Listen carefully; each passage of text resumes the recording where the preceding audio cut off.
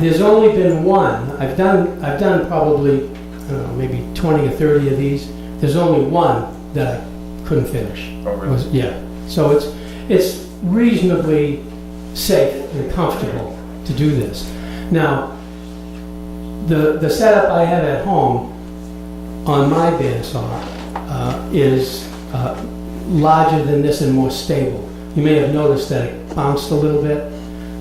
The piece did as I cut it through. You know, when you take your show on the road, all bets are off. Sometimes things work perfectly and sometimes they don't.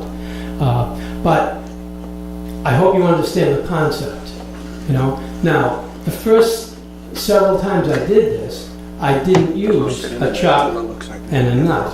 I used a screw. I just had this L-shaped pattern the same way. And I just drilled a couple of holes through here, held the piece in and screwed it. But the problem now is after you're done, you got 2 holes in the bottom of the base. So I thought, all right, what other way can I do? And so this is what I come up with. So Peter, what's the math to make the jig? What math do you use? Calculus. The holes, what I found, I had initially thought, oh, this will be terrific. I'll put this, sometimes I'll put it, you know, like over here and cut it through. Sometimes I'll put it over here. What I found is the center of the piece has to be even with the face of the cutting portion of the bandsaw blade. So it has to go somewhere like that. It won't work if you put it over here. It binds up. You start the saw going through. Now, when you work a bandsaw, you always use 2 hands. Almost always. And you're pushing and turning the 2 together to get the piece to go around. With this, you can only go through at an arc. So you don't have the option to push. You just swing. As I said, it's worked for every bowl I've tried. And I mean, I haven't done a 20-inch bowl with it, but, you know, bowls like the 6 or 8 inch that I cut there, it seems to work fine. And it doesn't take very long once you get this set up. And, you know, I've also done, the first few times I did this, I just put the board in there and I just ran a screw down through it. And the screw became the pivot point. Here, was a little sloppy because the holes are a little big. And, you know, this wobbles a little bit, so it wasn't perfect. But conceptually, this will work with pretty much any size bowl. And it doesn't have to be a bowl. I made salt and pepper shakers doing that too. Just running them through, rotating it, run it through, rotate it, run it through. One of the things that really surprised me,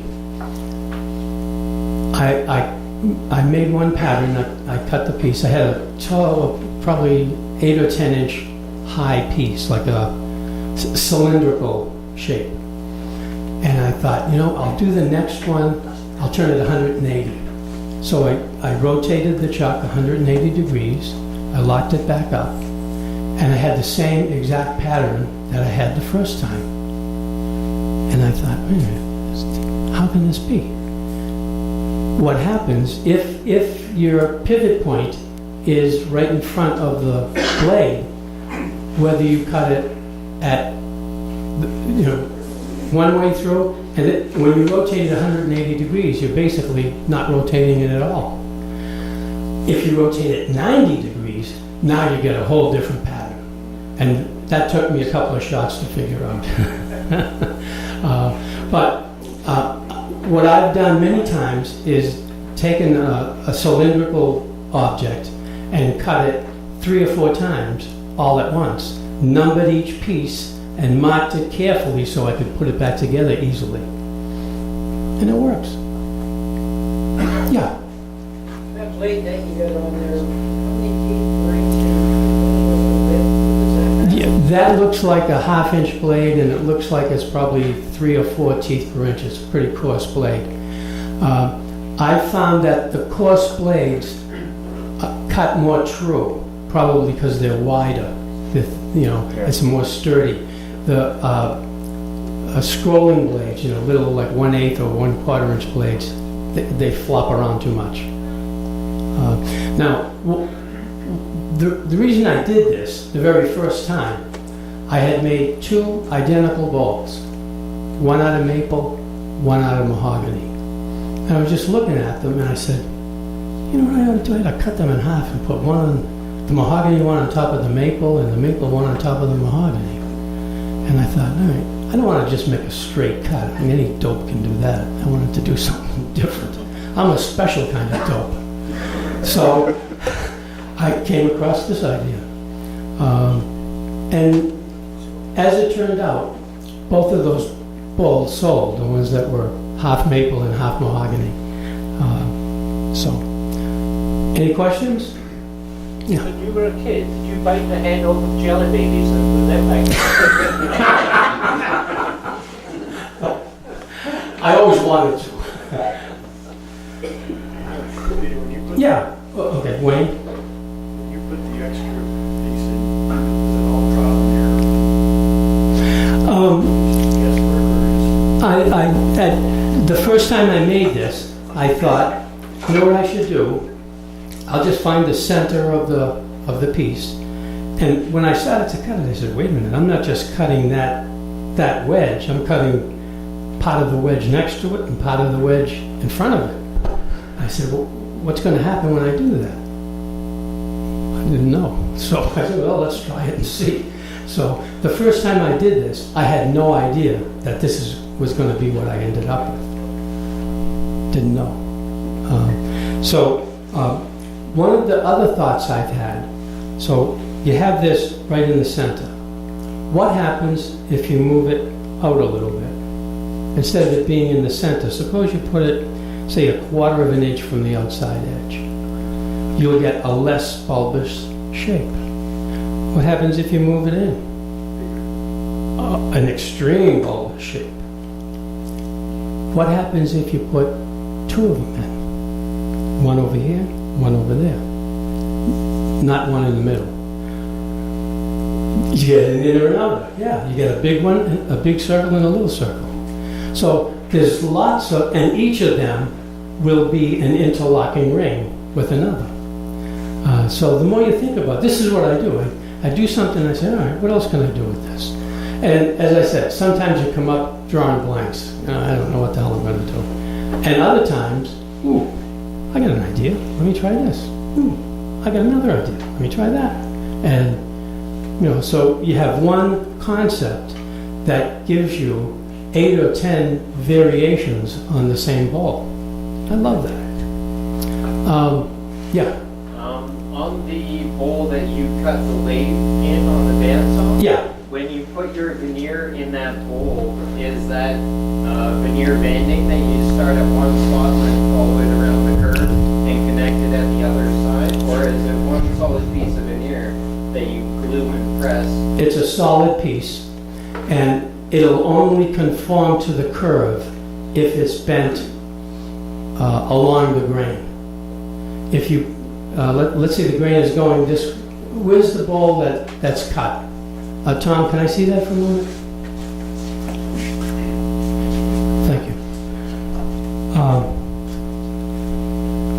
What I would do, if this were the case, I would take the veneer and put it with the grain this way, and it would conform to the shape. If I put it with the grain this way, it wouldn't conform as easily. And what I would do, what I would suggest to you is, after you make your cut, take a piece of veneer and lay it in there, and try one way, which way feels the most comfortable. That's the way it should go. It really doesn't matter from an appearance point of view, because you're going to get end grain in 2 places anyway, no matter which way you orient it.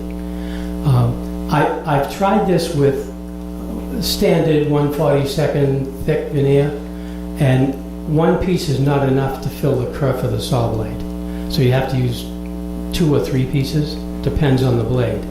And that's an individual thing. Also, you may sand this a little bit, and that may cause a little variation. But to answer your question, I use one piece of veneer, glue it in, and then when I go to turn it, I chuck it up and just use a skew and of course it starts to cut over here because that's where it's highest. I think, yeah, that's where it's closest to you, and it flops around and it sounds like hell. But eventually you cut through the whole thing, and then you just crumble it and throw it away. The outside cleans up real easily. The inside's a little harder, but it works quite well. Yes. Peter, I love your work, but you have one strange one. I know. I'll tell you, I got in trouble once. My wife and I were at some event, I don't even remember what it was, and this woman had on a dress with a very interesting pattern. And I kept looking at her, and my wife Couldn't take your eyes off her. my wife decided that I should get some manners and not do that. But I mean, this is what happens. You know, you see a pattern or you see something. My wife and I went to Paris last year. Finish the other story. My wife and I went to Paris, and from our room, I looked out and saw there was a railroad bridge going across the Seine River, and on the bridge were railings, but instead of being just spindles, there was like a scallop like this, and it was short spindles getting longer and longer and longer as the piece curved up, and the same up on the top. And I looked at it and I said, I can make a bowl like that. And the bowl that's being passed around now has a scalloped edge, and Paris, France is where I got that idea. So. And we get Peter to pick our lotto numbers. Thank you very much, guys.